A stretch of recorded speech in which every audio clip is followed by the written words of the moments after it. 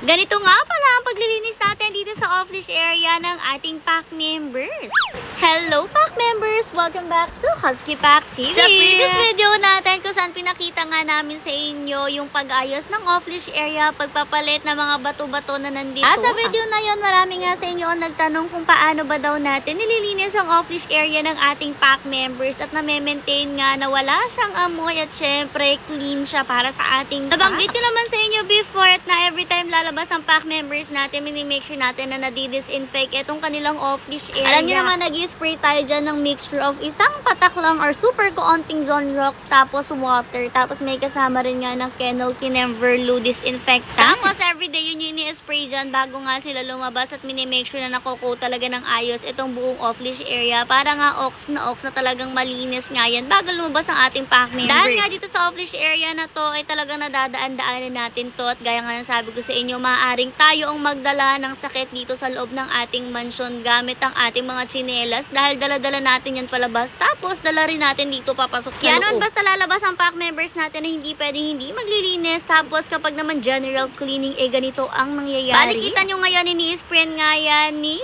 Tito Bobby para ma-make sure na talagang malinis yan, na talagang kita nyo nag-focus pa nga siya dyan sa part na yan at kanina pa siya dyan para mini-make sure niya na talagang super linis at nadaanan lahat ng areas. Actually, mas madali na nga ngayon yung pag-general cleaning dito dahil nga talaga meron na tayong pressure washer na alam nyo binili nga lang din natin lately. Though medyo pricey talaga siya pero sa totoo lang napalaking tulong din talaga nitong pressure washer na ito sa atin. Mas napadali na kasi ng pressure washer na to ang ibang mga gawain natin dahil gaya nga dito noon kailangan pa talaga siyang buhos-buhusan kapag linisin. Kapag naman hindi buhos-buhos at hindi ka magigib ng tubig, pwede ka naman gumamit ng hose. Yun nga lang hindi kalakasan yung spray ng hose kaya kailangan mo pa talaga siyang i-brush 3 times a day. Ay, charis lang. Ano yung toothbrush?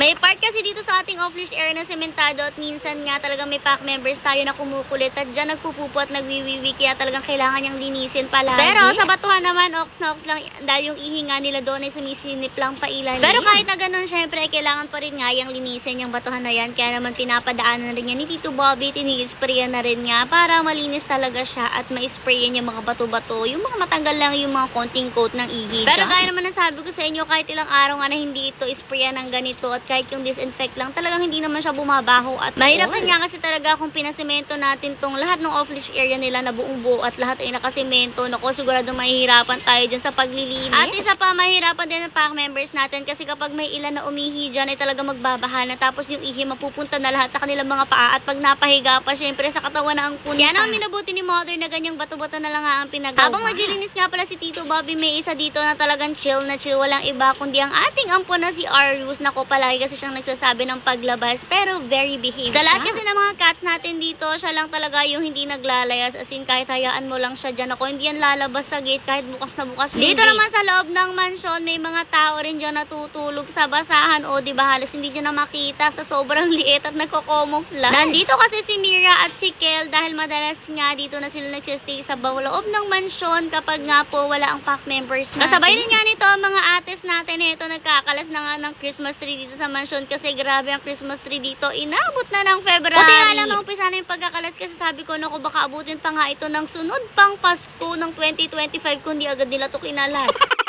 Anyways, dito naman tayo sa labas ng ating pack members. Nung lumabas na nga sila, kita nyo naman kung gaano kaputi na yung mga bato niya dahil malinis na nga. Medyo madami mang gawain ay ox na rin naman ang mahalaga. Safe palagi ang ating pack members at hindi nga sila nagkakasakit. Ginaagahan rin nga pala yung paglilinis dyan sa kanilang off-leash area para nga paglabas nila sa hapon ay tuyo na rin nga yan dahil kung putik ay naku talaga magpuputik rin yung mga paan. Kita nyo naman nag-iihi na rin nga sila dyan at mostly talaga yung iniihian nila ay yung mga nakalagay dyan ng mga palamuti gaya na nga lang yung 7 dwarfs na yan, pati nung sunflower. Pero alam niyo naman, ganyan talaga ang mga male doggies. Talagang kung umihi sila ay patagilid at kung ano yung mga nakatayo dyan sa gilid, ayan talaga ang iihi.